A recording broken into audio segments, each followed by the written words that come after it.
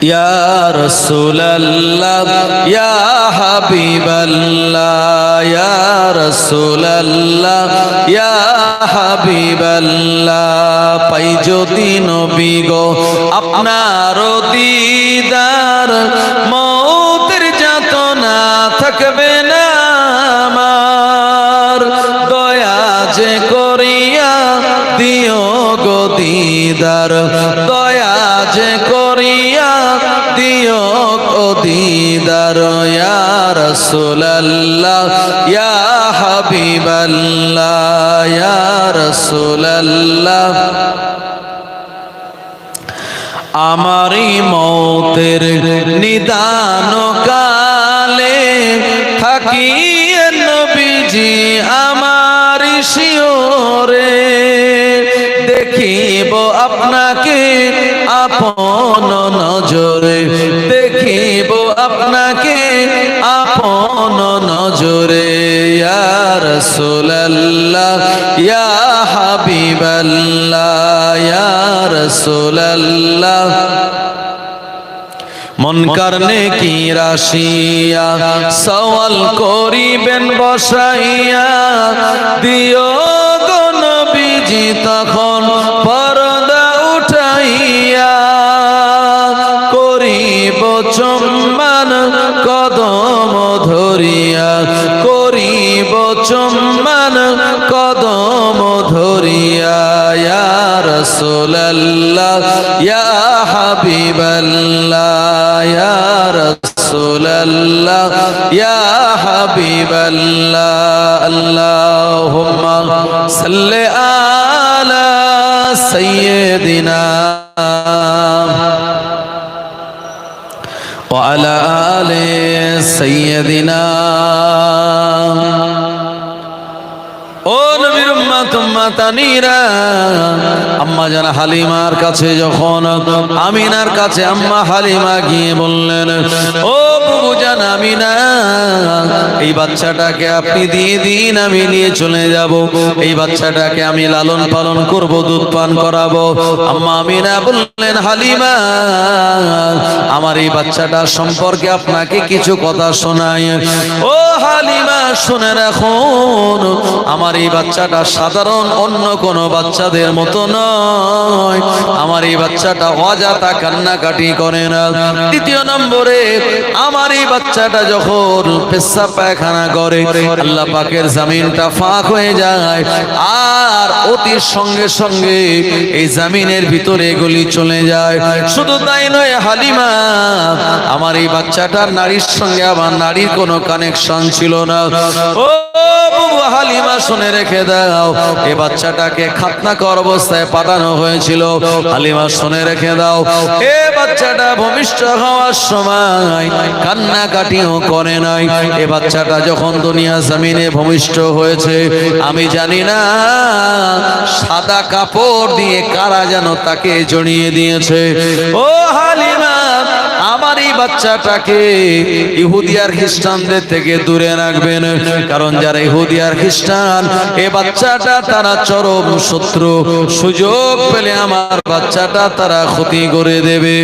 ও জওয়ানেরা যুবকেরা, আম্মা হালিমা এই কথাগুলি শুনে নেওয়ার পর আমাদের প্রিয় নবীকে যখন নিজের কোলের উপর উঠিয়ে নিলেন, আম্মা হযরতে হালিমাতুস সাদিয়া রাদিয়াল্লাহু আনহা তিনি বর্ণনা করে বলেন, এই বাচ্চাটার 15 দিন বয়স, দুনিয়াবি আমি যখন কোলে নিলাম, আমার মুখের দিকে তাকিয়ে যে মুচকে হেসে দিয়েছিল, ওই হাসি দেখার পর আমার অন্তরে ভালোবাসা মহাব্বত বহু গুণে বেড়ে গেল।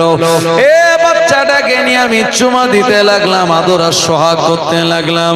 এ সময় আমিনার চোখ দিয়ে ঝরঝর করে পানি গড়িয়ে যাচ্ছিল।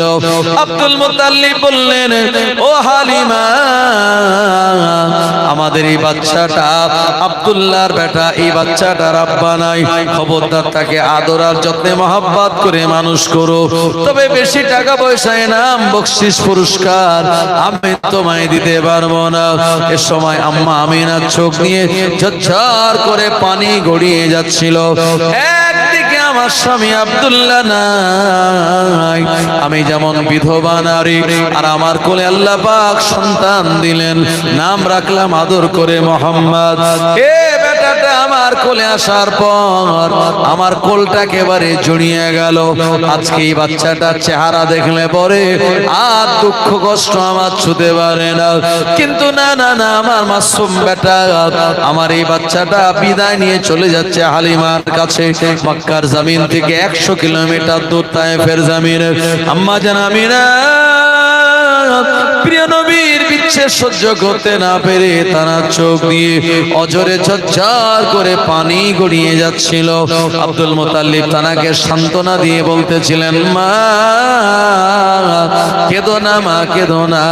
মক্কার আবহাওয়া ওয়েদারটা উত্তপ্ত, এ কারণে ওই তায়েফের বাদিয়া নামক অঞ্চলটা শান্ত স্নিগ্ধ বাতাস, এ জায়গার পানি হাওয়া বাচ্চাদের স্বাস্থ্যের পক্ষে ভালো, এ কারণে পাঠিয়ে দিচ্ছি। মা কেঁদো না, মা কেঁদো না, এ বাচ্চাটা আবার আমাদের কাছে ফিরে আসবে।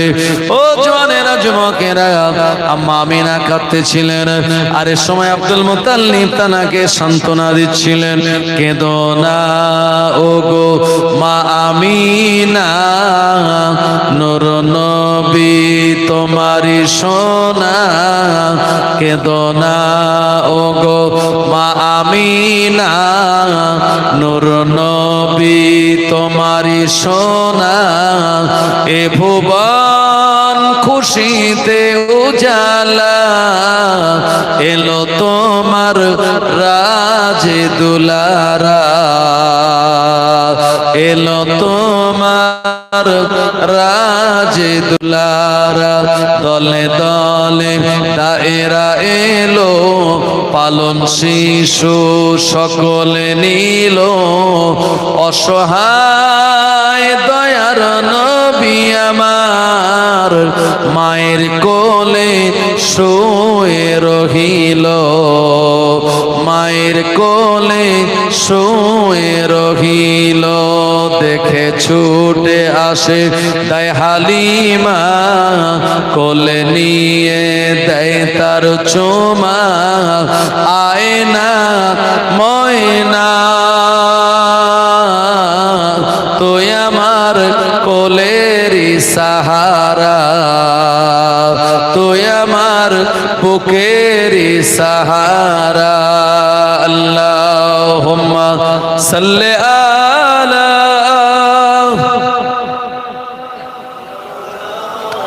ওয়া আলা আলি সাইয়্যিদিনা। ও নবীর উম্মত উম্মাতানিরা, এমন করে হালিমাতুস সাদিয়া প্রিয় নবীকে নিয়ে যখন তানার ঘরে চলে গেলেন, এ সময় তিনি দেখতে পেলেন আল্লাহ পাকের রহমত আর বরকতটা প্রিয় নবীকে নিয়ে পৌঁছানোর আগে হালিমার বাড়িতে পৌঁছে গিয়েছে। হালিমা বলেন, আমি দেখতে পেলাম গোয়াল ঘরে যে বকরিগুলি ছিল এগুলি সব দুধে পরিপূর্ণ হয়েছে, তাদের পালানগুলি। হালিমা বলেন, আমার বাড়ির পাশের কুয়ার পানিটা মুখ বরাবর চলে এসেছে, আমার বাড়ির চারিদিকে তরুলতা ঘাস জন্মে গিয়েছে, আমার বাড়ির চারপাশে যত খেজুর গাছ ছিল, যাতে খেজুর ছিল না, কিন্তু খেজুর গাছে খেজুর হয়ে খেজুরগুলি কাঁদিতে পাক ধরলো, এক এক করে জমিনের উপরে পড়া শুরু হয়ে গেল। আম্মা হালিমা তিনি বর্ণনা করে বলেন, এ দৃশ্য দেখার পর আমি অবাক হয়ে আমার স্বামী হারিস বিন আব্দুল উজ্জাকে বললাম, ও আমার স্বামী হারিস বিন আব্দুল উজ্জা, এই সমস্ত ঘটনা ঘটার কারণ কি? আমার স্বামী ছিল বিচক্ষণ ব্যক্তি, ওই বিচক্ষণ ব্যক্তি হারিস বিন আব্দুল্লাহ বলেছিল, ও হালিমা, আমাদের নসিব ভালো, আমাদের কপাল ভালো, যে বাচ্চাটাকে নিয়ে এসেছি এ বাচ্চাটার কারণে এত বরকত, কাবা বাইতুল্লাহর মালিক তিনি আমাদের ঘরে পৌঁছে দিয়েছে। আরো জনে বলেন সুবহানাল্লাহ। প্রিয় নবীর দাইমা হালিমা বলেন, আমার এই দুধ, আমার এই বেটাটা আমার একটা স্তনের দুধ পান করত, দ্বিতীয় স্তনের দুধ পান করত না। প্রিয় নবী তিনি জানতেন। এমন করে তার একটা ভাই আছে, হালিমার একটা বেটা আছে, নাম হলো তার আব্দুল্লাহ। আব্দুল্লাহর জন্য একটা স্তন আর আমার জন্য আর একটা। প্রিয় নবী জীবনে কোনোদিন ভাইয়ের হক তিনি মেরে খান নাই। একবার জোরে জোরে বলেন সুবহানাল্লাহ। আমাদের সমাজে অনেক নবীর উম্মত রয়েছে যারা উম্মত বলে দাবি করে, অথচ আপন ভাইয়ের হক মেরে সব নিজে খেয়ে নিয়েছে।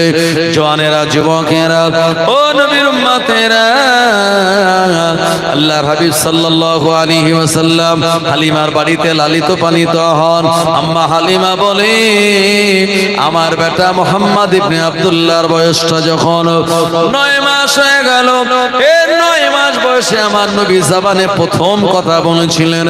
আল্লাহর নবী আব্বা বলেন নাই, মা বলেন নাই, অন্য কোন শব্দ বলেন নাই।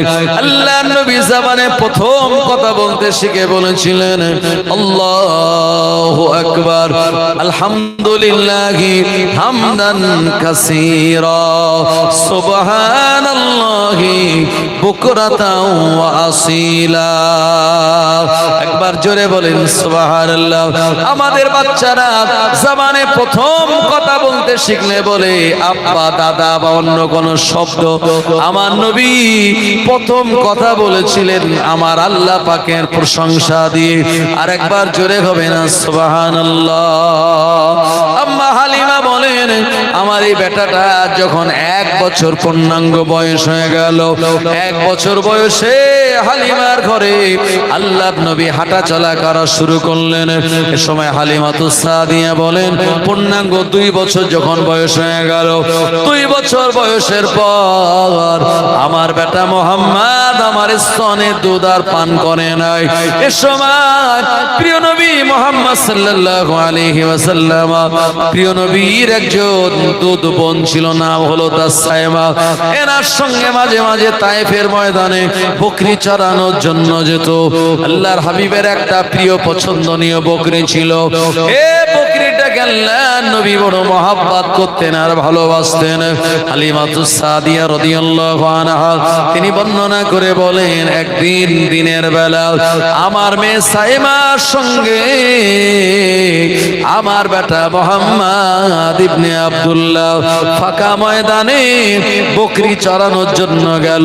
হালিমা বলে, আমার বকরিগুলি যখন মাঠে ময়দানে যায় ঘাস খেয়ে পেট পূর্ণ করে বাড়ি আসে, কিন্তু আমার প্রতিবেশী যে বকরিগুলি এরা ঘাস পায় না আর ওদের বকরিগুলির পেট পূর্ণ হয় না।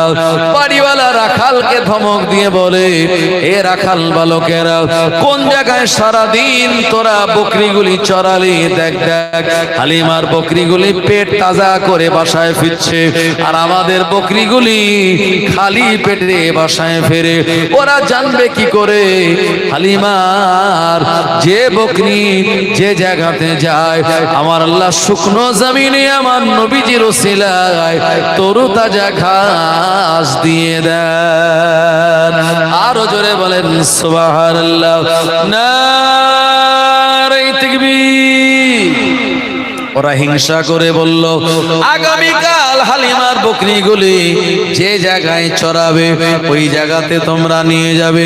ও মুসলমান ভাইরা আমার, জওয়ানেরা, যুবকেরা, কিন্তু না না না, এটা হয় নাই। হালিমার বকরিগুলি জমিনে মুখ দিলে আমার আল্লাহ তরু তাজা ঘাস দিয়ে দেন, আর অন্য বকরিগুলি মুখ দিলে ওই শুকনো মরুভূমির ময়দানে তারা ঘাস পায় না। এটা প্রিয় নবী সাল্লাল্লাহু আলাইহি ওয়াসাল্লামের কারণে হালিমার ঘরে বিরাট এক বরকত।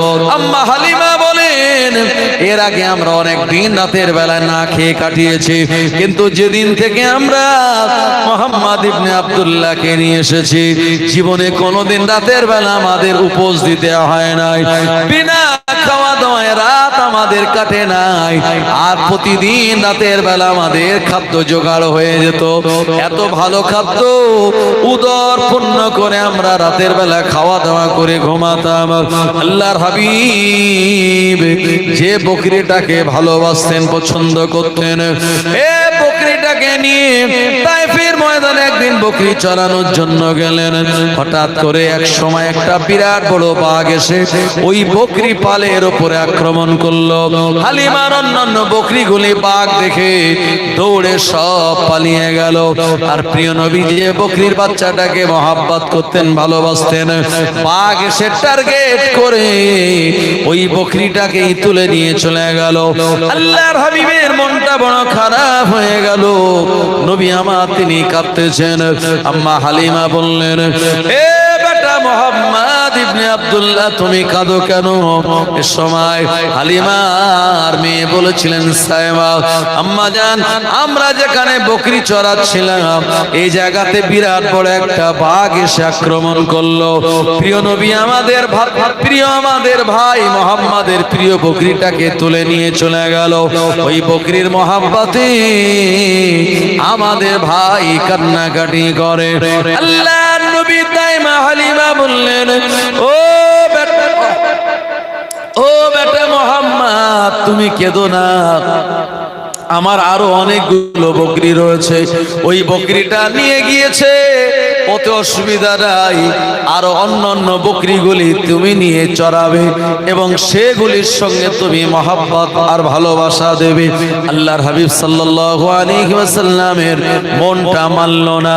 ওই বকরি যেটাকে ভালোবাসতেন, মহব্বত করতেন, ওই বকরিটা পাওয়ার জন্য আল্লাহর নবীর মনটা উদ্গ্রীব হয়ে গেল। হালিমা যখন আপন সংসারের কাজে ব্যতিব্যস্ত হয়ে পড়লেন, প্রিয় নবীজি আমার ওই বকরিটা বাঘ যেদিকে নিয়ে চলে গিয়েছে, আল্লাহর নবী ছোটবেলায় মাত্র 2 থেকে আপনার 2.5 বছরের কম বয়স, এ বয়সে গুটি গুটি পায়ে এই জঙ্গলের ভিতরে প্রবেশ করে চলে গেলেন। আর ওই জায়গায় গিয়ে দেখতে পেলেন জঙ্গলের বিরাট বড় বড় বাঘেরা।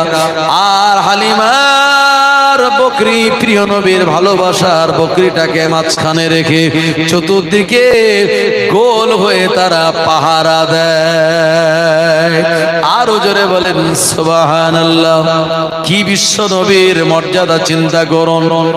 মাঝে মাঝে আপনি সুন্দরবনে যদি বেড়াতে যান তাহলে দেখবেন যারা মাছ ধরে, বাঘ হঠাৎ করে তাদের উপরে আক্রমণ করে ঘাড় ধরে তুলে নিয়ে যায়। কথা ঠিক কিনা? আমরা এবারে সুন্দরবনে একটু বেড়াতে গিয়েছিলাম আলেম ওলামারা মিলে, আমার ভাইজানেরা।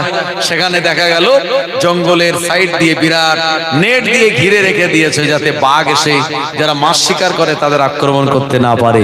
আর মাঝে মাঝে কিছু জায়গায় লাল কাপড় টাঙানো আছে গাছে। তো আমরা জিজ্ঞেস করলাম, তো গাইডম্যান বলল যে এখানে মাছ ধরছিল আর হঠাৎ বাঘ এসে এখান থেকে তুলে নিয়ে গিয়েছে। আর বাঘ যেখান থেকে একবার মানুষ তুলে নিয়ে যায় ওখানে আরো 2 মাস ব্যাপী ওখানে ঘোরাঘুরি করে, যে আবার মনে হয় কাউকে পাবো। এজন্য ওখানে লাল একটা কাপড় দিয়ে আপনার সংকেত দেওয়া আছে, লাল কাপড় মানে ওদিকে যাওয়া যাবে না। কোথায় জঙ্গলের ভিতরে ঘাপটি মেরেছে তার ঠিক নাই আমার ভাইজানেরা। অথচ জঙ্গলের বাঘ প্রিয় নবীকে তার তানার প্রিয় বকরিটাকে নিয়ে পাহারা দিচ্ছে সবাই মিলে। এ সময় আল্লাহর নবী দিন দুনিয়ার বাদশা যখন গেলেন, বাঘগুলি আমাদের প্রিয় নবীকে তাদের ভাষায় সালাম জানালো। আল্লাহ হাবিব সাল্লাল্লাহু আলাইহি ওয়াসাল্লাম তাদের সালামের জবাব দিলেন। জোরে বলেন, কি এগুলি বিশ্বাস হয় কিনা আপনাদের? আরে নবীজি তো অনেক ওপরের লেভেলে। আল্লাহর নবীর উম্মত আপনার বসিরহাটের আল্লাহর ওলি শাহ আলী রাহমাতুল্লাহ আলাইহি, যিনি বাঘের পিঠে চড়ে বেড়াতেন। চিন্তা করুন, আল্লাহর একজন ওলি হয়ে যদি বাঘের পিঠে চড়তে পারে, আর আমাদের নবীজির সঙ্গে বাঘের কি সম্পর্ক? শুধু তাই নয়, আল্লাহর ওলি ফুরফুরা শরীফের মুজাদ্দিদুজ্জামান আলা হযরত দাদা হুজুর পীর কেবলা রাহমাতুল্লাহ আলাইহির একজন খলিফা, আপনার বাকুল শরীফে জানার মাজার সুফি আব্দুল মোমেন সাহেব রাহমাতুল্লাহ আলাইহি একটানা জঙ্গলে 25টা বছর আল্লাহর ইবাদত বান্দেগি করে কাটিয়েছিল। একটা জঙ্গলে নয়, বিভিন্ন বড় বড় জঙ্গলে। এই জঙ্গলগুলিতে যত হিংস্র বাঘ ছিল, এই বাঘগুলিকে আল্লাহর ওলি সুফি আব্দুল মোমেন সাহেব রাহমাতুল্লাহ আলাইহিকে পাহারা দিত। জোরে বলেন, আর একটু জোরে হবে না? আল্লাহর ওলির সঙ্গে বাঘের যদি সম্পর্ক থাকে, নবীজির সঙ্গে তাহলে কেমন সম্পর্ক ছিল?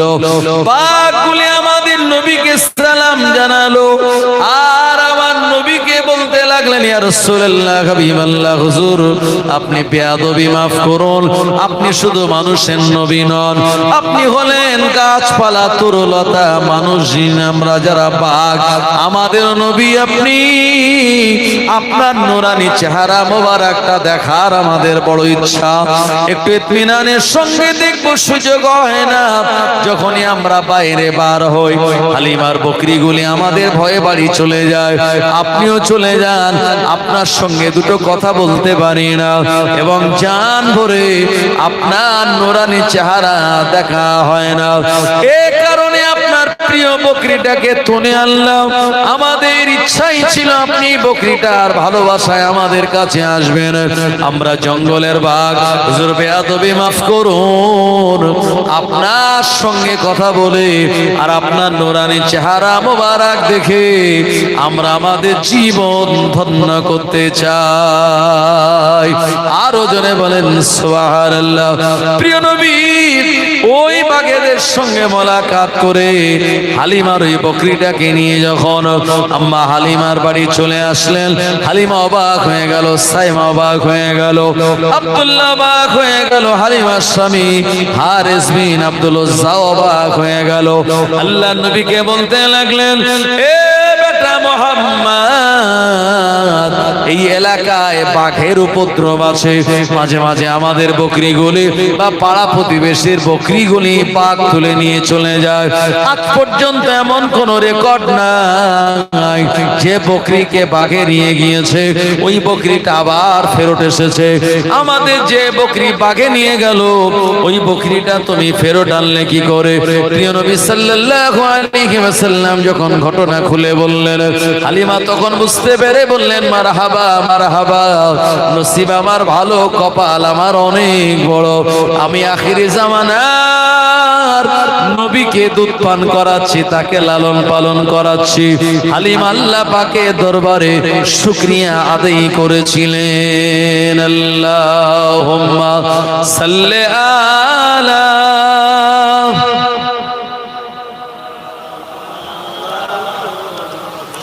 وعلى آل سيدنا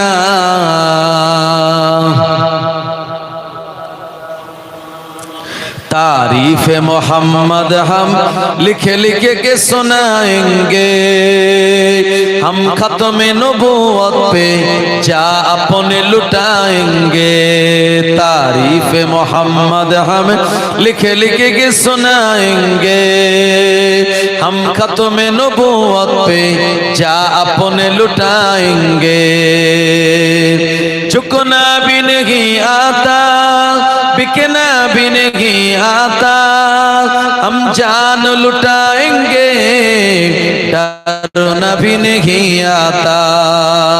आका की मोहब्बत में हम सर को कटाएंगे, हम खत्म नबूवत पे जा अपने लुटाएंगे।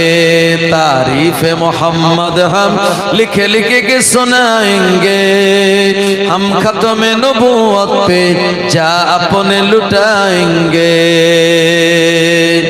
दोहराएंगे हम फिर से तारीफ अमामा की, इश्क नबी है क्या बतलाएंगे दुनिया को।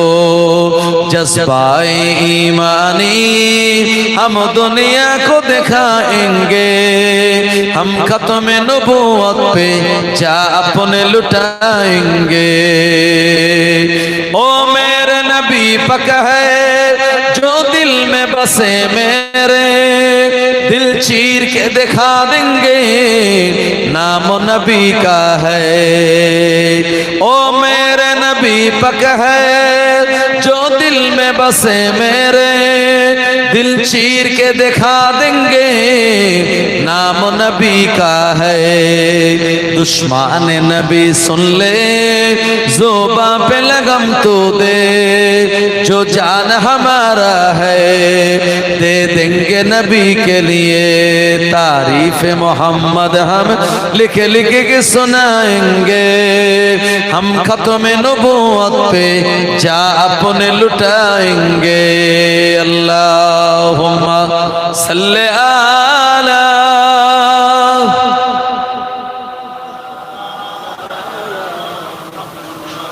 ওয়ালা আলে সাইয়্যিদিনা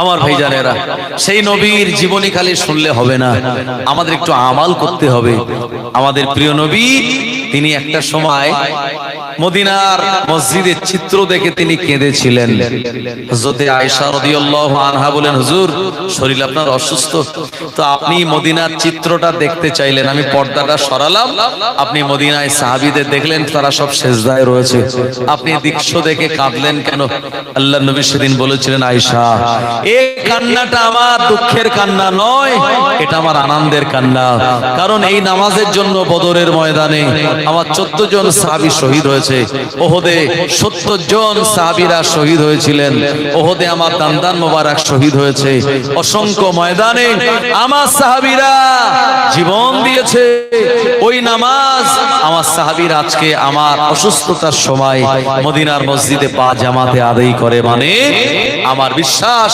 কিয়ামত পর্যন্ত আমার উম্মতেরা এভাবে নামাজ আদায় করবে আমি এই জন্য আনন্দ অশ্রু ফেলছি জোরে বলেন সুবহানাল্লাহ ভাই আমার সেই মসজিদে আজান হয় 5 বার আর আজানের ভিতরে আমাদের নবীর নাম আছে না নাই আজানে আছে নবীর নাম কোরআনে আছে নবীর নাম হাদিসে আছে নবীর নাম মসজিদের দেওয়ালে আছে নবীজির নাম তাফসিরে আছে নবীজির নাম যত কিতাব রয়েছে সব জায়গায় নবীজির নাম সেই নবীজি নামাজের জন্য আমাদের তাকিদ দিয়েছেন ওই নামাজ আমাদের একটু আদায় করতে হবে আর বারাকপুর মাঠপাড়া গ্রাম মাশাআল্লাহ এই গ্রাম তো মুজাদ্দিদুজ জামানের সিলসিলার অনুসারী অনুগামী গ্রাম এবং আপনাদের গ্রামে মাশাআল্লাহ যোগ্য ইমাম সাহেব তিনি বর্তমান অনেক দিন থেকে আছেন আমি তানাকে দীর্ঘ দিন থেকে দেখছি তানার পিছনে পা জামাতে নামাজ আদায় করুন নবীর সুন্নাত এই দাড়ি আমাদের রাখতে হবে নবীজির সুন্নাত মাথায় টুপি এগুলি আমাদের মানতে হবে নবীজির সুন্নাত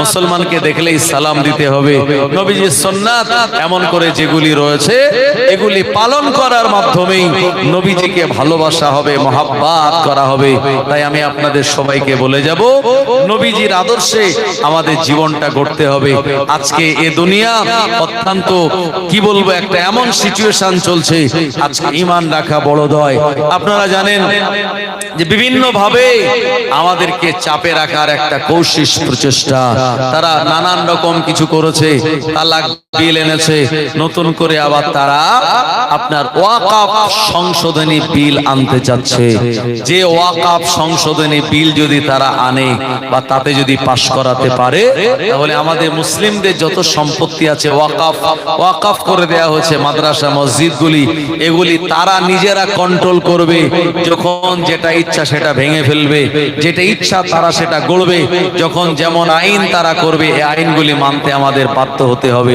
এজন্য আপনারা জানেন 15 সেপ্টেম্বর পর্যন্ত অনলাইনে একটা ভোট দেওয়ার ব্যবস্থা চলছিল অনেকে যারা সোশ্যাল সাইট ইউজ করে তারা অনলাইনে এই ওয়াকফ বিলের বিরোধিতা করে তারা একটা ভোট দিয়েছিল আবার অনেকে এ ব্যাপারে খবরই রাখে না আমার ভাইজানেরা জওয়ানেরা যুবকেরা মুরব্বিয়ান বাবাজিগণেরা আমাদেরকে ইসলামটাকে জড়িয়ে ধরতে হবে শরীয়তটাকে ভালোভাবে পালন করতে হবে কারণ আমরা এমন এক জায়গার মুসলমান আল্লাহ পাক আমাদের সব দিক থেকে সুখে শান্তিতে রেখেছেন কথা ঠিক কিনা যখন প্রচন্ড আসমান থেকে পানি হয় ওয়েদার তখন একটু ঠান্ডা আবার রোদ হলে প্রচন্ড গরম এই গরমের সময় আপনারা দেখেছেন ইউটিউবে বিভিন্ন সংবাদে মেদিনীপুর ঘাটাল আপনার চন্দ্রকোনা থেকে শুরু করে এদিকে আপনার হুগলি জেলার আরামবাগ এলাকার বিস্তীর্ণ এলাকা নদী বাঁধ ভেঙে প্লাবিত হয়েছে আপনার হিন্দু মুসলমান সবার ঘরবাড়ি সেখানে ভেঙেছে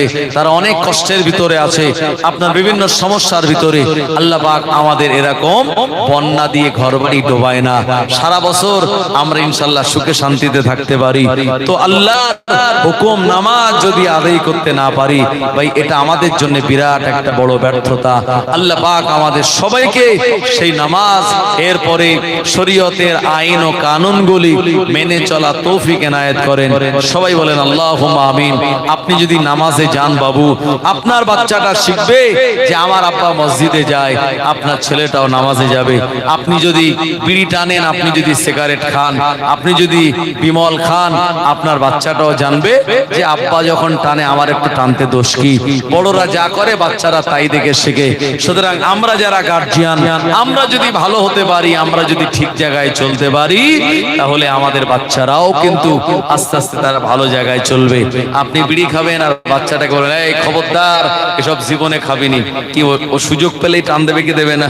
হ্যাঁ, একটা কথা আছে, একটা আব্বা বলছে কোচ একটু বিড়িটা ধরিয়ে আনতো, তো বিড়ি ধরিয়ে সে টানতে টানতে আসছে। আব্বা বলছে তোকে বললাম বিড়িটা ধরিয়ে আনতো, টানছিস কেন? বলছে আব্বা না টানলে নিভে যাবে তাই টানছি। তো এর থেকে ওর তো শেখা হয়ে যাবে। সুতরাং আমাদের একটুখানি সেইভাবে পথ চলতে হবে যেভাবে মুজাদ্দিদুজ্জামান তিনি তানার ওসিয়ত নামার ভিতরে আমাদেরকে বলেছেন। নবীর সুন্নাত যদি আমরা পালন করতে পারি, বিশ্বাস করুন নবীজির সঙ্গে আমাদের মহাব্বত হবে। আর নবী বললেন মান তামাসসাকা বিসুন্নতি ইনদা ফাসাদি উম্মতি ফালাহু আজরু মিয়াতা শাহীদ। আখিরি জামানায় যে ব্যক্তি আমার একটা সুন্নাতকে আঁকড়ে ধরে রাখবে, পালন করবে, ওই ব্যক্তিটা ফালাহু আজরু মিয়াতা শাহীদিন, 100 শহীদের সওয়াব আমার আল্লাহ তাআলা নামায় আমালে দান করে দেবেন। আরো জোরে বলেন সুবহানাল্লাহ। নবীজির ওই সুন্নাতগুলি আপনি পালন করুন।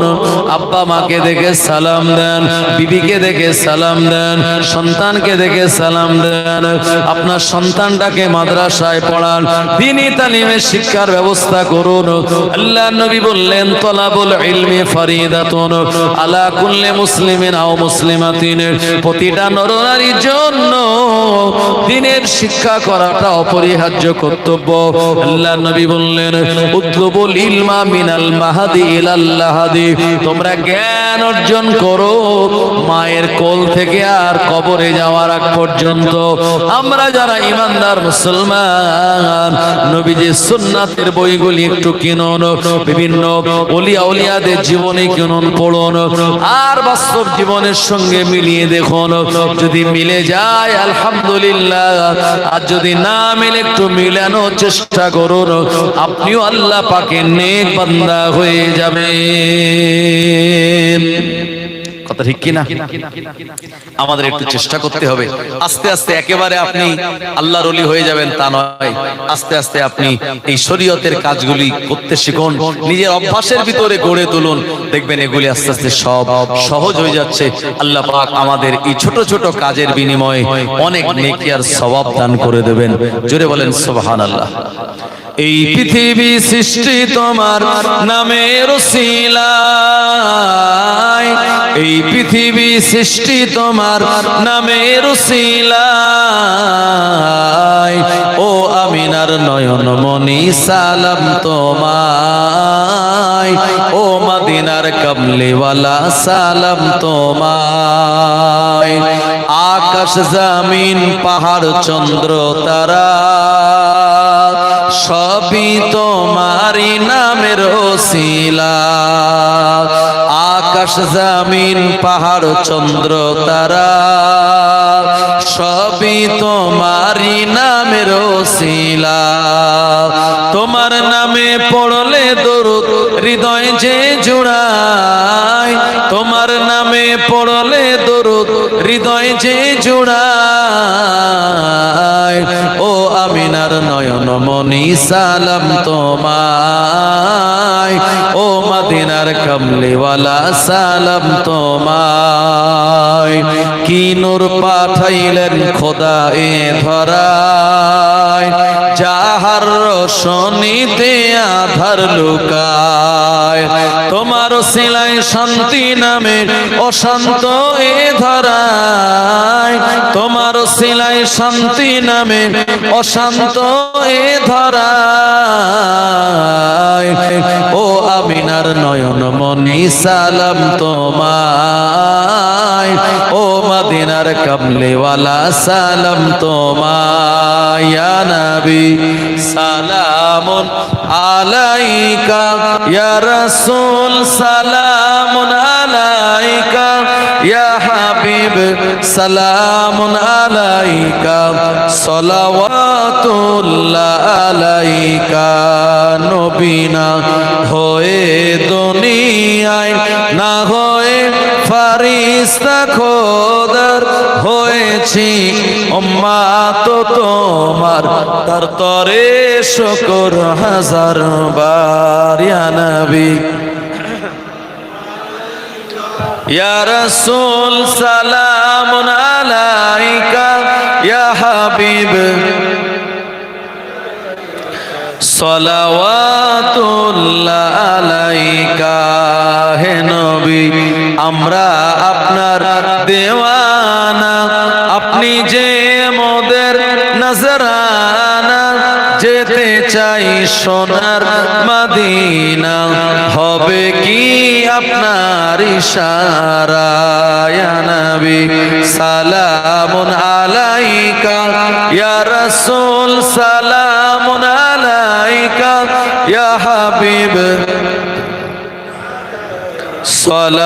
সালাওয়াতুল্লাহ আলাইকা তোমার নাম রাহমাতাল লিল আলামিন তোমার নাম তাহা ইয়াসিন রাখিলেন রব্বুল আলামিন ইন্নাকা লামিনাল মুরসালিন ইয়া নবী সালামুন আলাইকা ইয়া রাসূল সালামুন আলাইকা ইয়া হাবিব সালামুন আলাইকা সালাওয়াতুল্লাহ আলাইকা নবীজির আব্বা আব্দুল্লাহ নবীজির আম্মা আমিনা নবীজির দাইমা হালিমা নবীর রওজা মদিনা ইয়া নবী সালামুন আলাইকা ইয়া রাসূল সালামুন আলাইকা ইয়া হাবিব সালামুন আলাইকা সালাওয়াতুল্লাহ আলাইকা ইয়া রাব্বি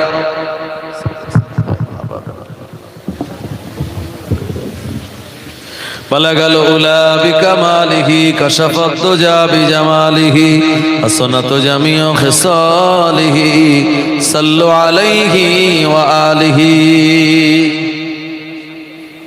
মাশাআল্লাহ সবাই তিনবার সূরা ফাতিহা তিনবার সূরা ইখলাস তিনবার দরুদ শরীফ তেলাওয়াত করুন আর আজকে দোয়া সবরে সানির জন্য মায়েরা বোনেরা তানারা 7 খতম কোরআন শরীফ তেলাওয়াত করেছে আল্লাহ কবুল করুক যে মা বোনেরা তেলাওয়াত করেছেন আল্লাহ পাক তানাদের মনের আশাকে পূর্ণ করুক হায়াত কিসমত দারাজ করুক জোরে বলেন আল্লাহুম্মা আমিন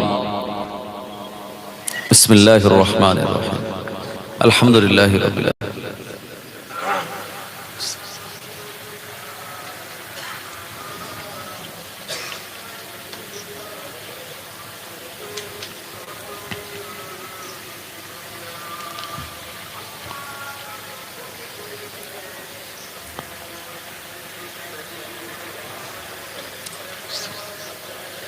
قل هو الله احد الله الصمد